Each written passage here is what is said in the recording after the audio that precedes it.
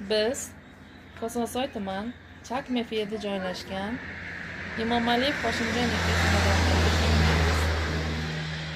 Ushbu xonadon Agrobank Atabek Kosonsoy tumani filiali tomonidan aholi daromadlarini oshirish uchun 16 million so'mlik mahalla loyihasidan kredit evaziga xizmat ko'rsatish, savdo-sotiq yo'nalishi bo'yicha loyiha paket kiritilgan.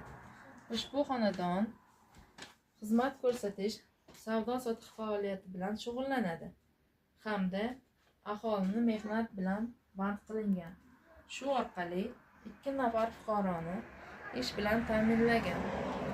Oyiga 4-5 million daromad olib, hozirda yiliga 50-60 million daromadga olib chiqilgan.